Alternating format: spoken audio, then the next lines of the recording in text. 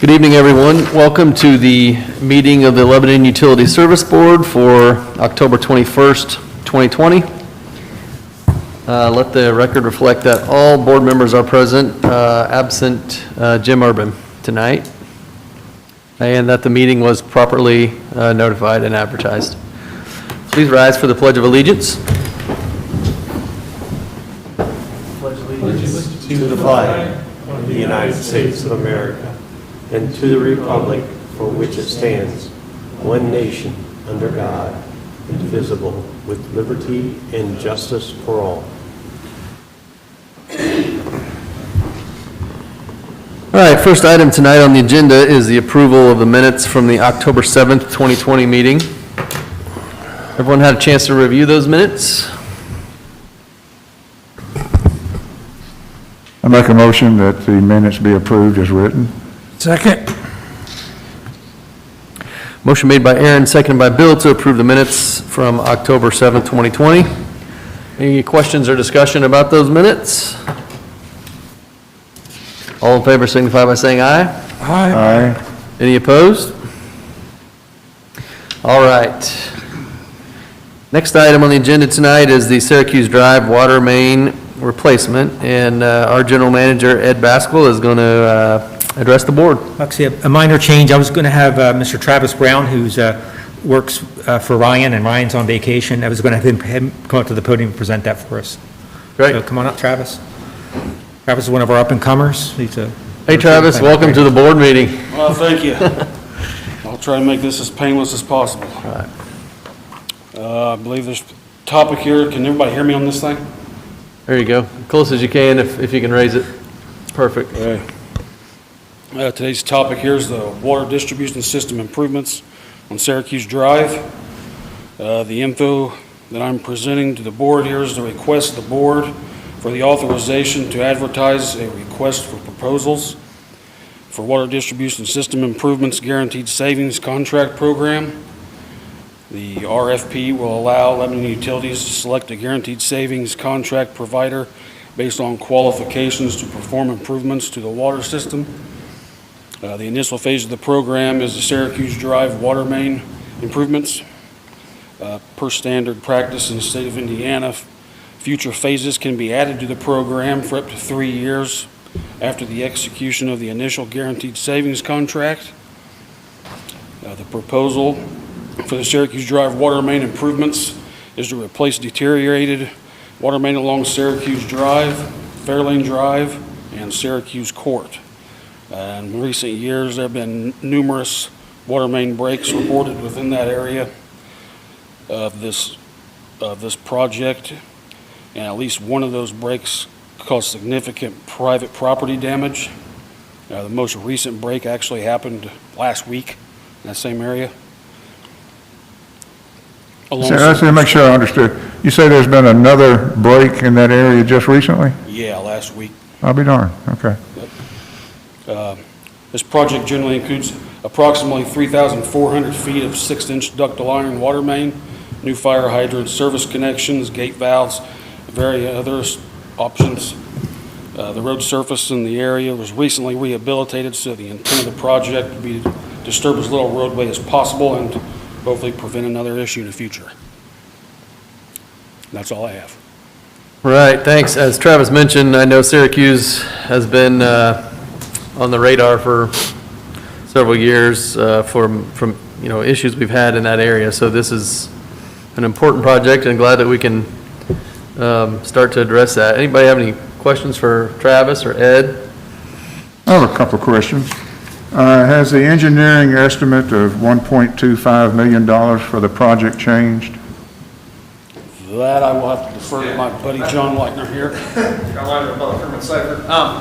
No, not recently. Again, what we're really asking for tonight is to go out for a request for proposals. With it being guaranteed savings, that's a qualifications-based selection. So what we're going to do, the RFP guidelines will help guaranteed savings providers put in proposals to show us their qualifications. We'll select based on qualifications, and then we'll work with that chosen provider on getting an actual agreement that will have a guaranteed maximum price. My next question is that, will this contractor that we select through the RFP process be used on other water projects or this project only? They could be, so that's kind of that future phases clause. So really what we've set up is, right now, the only project we've identified in this program is Syracuse Drive. Kind of leaving it open as a program, we have the option then to come back and decide if we want to add future projects, if they fit the guaranteed savings model. We could then, if we're happy with how they've performed, continue to use that. We can also look at the scoring. I mean, if there's two that are tied, maybe look at a different one later. It kind of gives you a little bit of flexibility. So we're not necessarily tied into this one RFP-approved contractor for Correct. other projects And you're not- unless we as a board choose to do so? That's correct. And you're not even taught, let's say, we're going to do a scoring, we're going to have a scoring committee. If we can't negotiate a scope and a price with the highest score, it does not mean we can move on to the next score. So really, this isn't, tonight you're not really locking down anything other than getting those proposals and getting that figured out.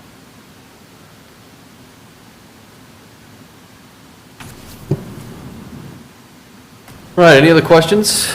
Was that correct, Jeff, that if this chosen RFP contractor is selected for another project, that it will still have to be approved by this board? Is that legally correct? Within this guaranteed savings program, yes, that's correct. Okay, thank you. In fact, I think there would be, John, correct me if I'm wrong here, as I'm thinking, the board would have to approve the RFP and then approve the final cost. So there would be for each project, one or two more approvals per project within the program. That's correct. I mean, there'll be at least one more. There's different steps we can take, and we can talk about those as we get more. I mean, we can have a guaranteed maximum price letter where we come back to you guys and say, here's the price they've given us. Are you comfortable moving forward with getting an agreement? So that could be a two-step process, or we can kind of, we can skip that middle step too. It's whatever anybody's comfortable with. It's a pretty open and flexible process that we can tailor however makes you guys comfortable. Each program, each project as part of this program would have to receive additional board approval. Correct. And that means that contractor may or may not be part of that approval. Yeah, Thank you. Appreciate it. The nice thing about the program is it incentivizes the contractor to do a good job. If we have more projects, they're going to want to do a good job on the first one to be considered for the next one. So that it's just another thing that helps you guys. Hopefully, everybody's motivated to do a good job anyway, but.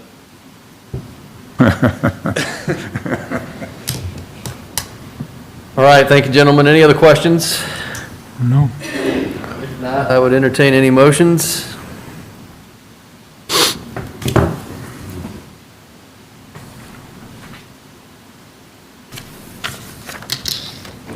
I move to approve the publication and solicitation of requests for proposals for a guaranteed savings contract for water distribution system improvements.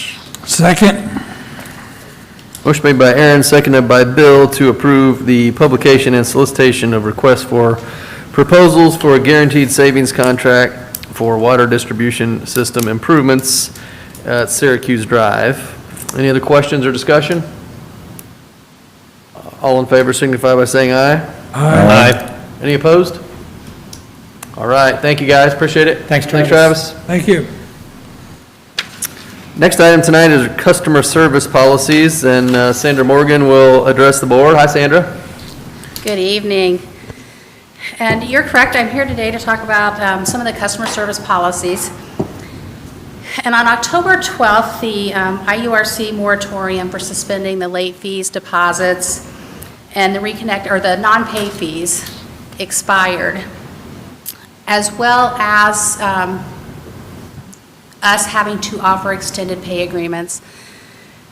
So tonight, that's what we want to talk about. And before I go much further, I just want to say there's been a lot of internal discussion on this. It's never easy when you have to make these kind of decisions. We met with both the customer service department and the billing department to talk through these things. Lots of discussion still today, talked with management, and then, met in working session. Unfortunately, what we need to do right now is we need to move forward, and we have 2 recommendations tonight. And one recommendation is, the first one is that we go ahead and reinstate the fees for residential. We had reinstated those for commercial a couple months ago, and that would be the late fees, the penalties, and the reconnect, or the late fees, the reconnect fees, the non-pay fee, and then the deposits. And then the second recommendation that we're making is that we discontinue the long-term pay agreements that the board approved back on, I believe it was August the 19th, and we would reinstate the 3-month agreements for our customers. And just so the board's aware, on the 3-month agreements, customers can get as many of those as they need to. So if you get a 3-month agreement and you get it finished and then you need to make another one a month or 2 later, you can do that as long as you don't break the agreement. So those are our 2 recommendations tonight, is to reinstate the fees immediately. On the pay agreements, we do want to do a couple of last social media posts to collect anybody who hasn't made one of those that need to. So we would like to reinstate those on November 2nd. Sandra, can you remind me how many months that the residential fees have been suspended? Those have been suspended for, I want to say, at least 3 months now. Okay. I think since July, all of July, August, September. So we're at about 3.5 to 4 months. Okay. We have also, if I recall, Sandra, the residential pay, or the pay agreements were actually longer than what was required by the IURC or the governor, I think by 3 months, if I'm not mistaken. Yeah, I believe the IURC required us to go to 6 months, and we did go actually all the way out to 12 months, depending upon what your balance was. So we offered, in addition to the 3-month agreements, we offered 6-month, 9-month, and 12-month agreements since August the 19th. Sandra, I know that our customer service department has done, they're wonderful at what they do, and they want to help direct anyone who walks in our door or calls us or reaches out to us in any way, in multiple ways to find assistance. Is that right? Yeah, there's multiple assistance programs that people can get on. We did send a brochure out with the bills that should have gone out to all customers, but we do highly encourage customers, if they don't know where to go, to call in or come in. We have paperwork that we can give people on where they can try to get that assistance, or we can talk them through that on the telephone.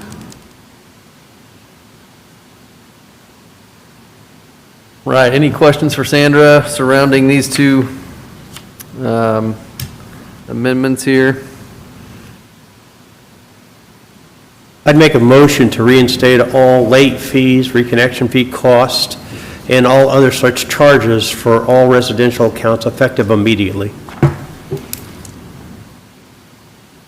Because we want to address these in 2 separate. Yep. Yes. Okay. I second that. Motion made by Dan, seconded by Bill, to reinstate the residential fees for customers effective immediately. Any other questions or discussion on that part? All in favor signify by saying aye. Aye. Any opposed? All right, Dan, you have another motion there? Yeah, the second part, I move to suspend the current long-term pay agreements and resume the standard 3-month payment agreement program effective November the 2nd, 2020. Second. Motion made by Dan, seconded by Bill to, let's see, we're suspending the long-term agreements and resuming the 3-month pay agreements for residential. That was effective immediately, Dan? Yes. No, that's effective November the 2nd, November 2nd. 2020. 2020, okay, thank you. Any other questions or discussion on that portion? For the public, I'd like to say that we're not just rubber stamping these recommendations, that they were thoroughly discussed during the working session just prior to this meeting, and that we're acting kind of quick, but we carefully considered all the ramifications in the working session.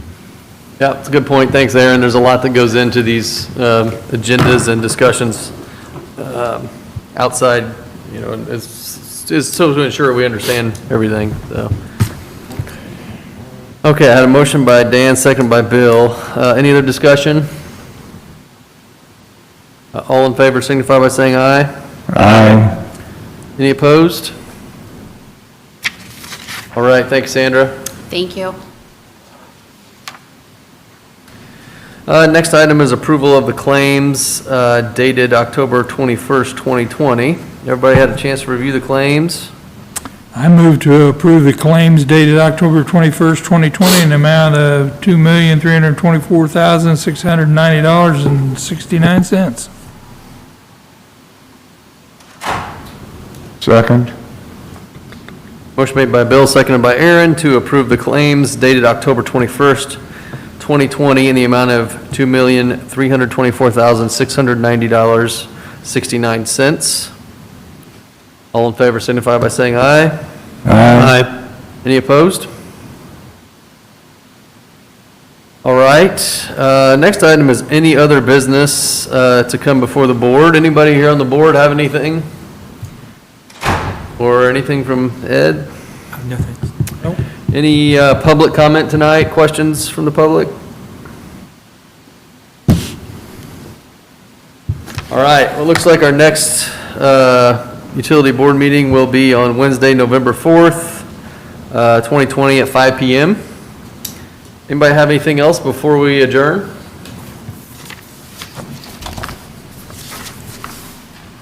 All right, I'd entertain a motion to adjourn. I make a motion, we adjourn. Second. Motion made by Bill, seconded by Dan to adjourn. All in favor? Aye. Any opposed? All right, thank you, everyone.